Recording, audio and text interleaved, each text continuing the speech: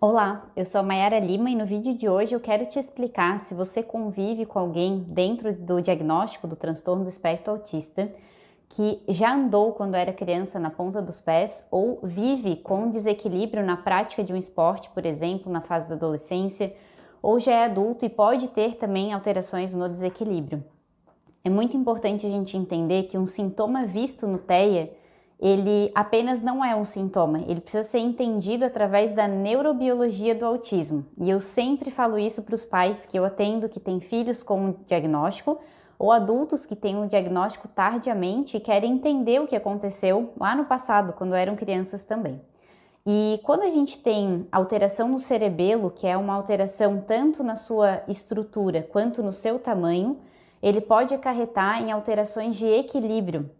O cerebelo, então, ele é um órgão que trabalha toda a nossa função de posicionamento. Então, como eu me projeto na hora que eu vou caminhar, como eu me projeto o meu centro de equilíbrio ao me sentar numa cadeira, ou até segurar um objeto pesado e a gente não ter, então, a famosa queda.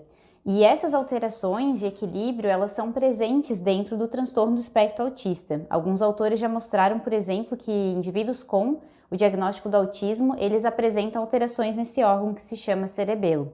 E muitas crianças, ao caminhar, elas têm a tendência de andar na pontinha dos pés e se projetarem levemente para frente.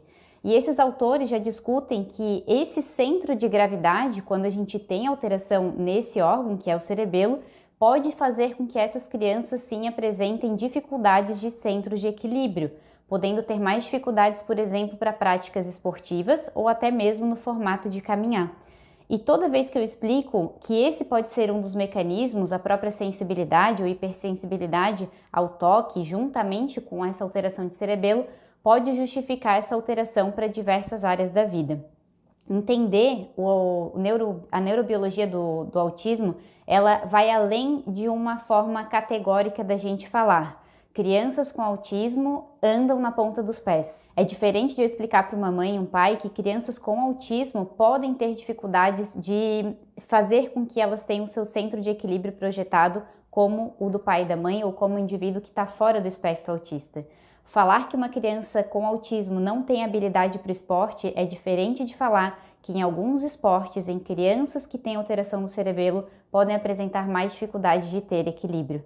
Então, toda vez que a gente explica essa neurobiologia do cérebro autista, os pais, os pacientes com diagnósticos na fase adulta também, se sentem muito mais confortáveis em entender o que está acontecendo do que apenas um rótulo. Então, toda vez que eu vier conversar com vocês sobre uma dessas explicações, e essa que eu trouxe hoje, é por que crianças com autismo podem caminhar na ponta dos pés, é apenas uma das explicações que a neurociência tem explicado sobre a característica desse cérebro com autismo. E além disso, nós temos outras características que eu vou falar nos próximos vídeos, e se você se interessar sobre esse tema, pode deixar suas dúvidas aqui embaixo que nos próximos temas e vídeos eu vou estar abordando um pouquinho mais sobre esse assunto também.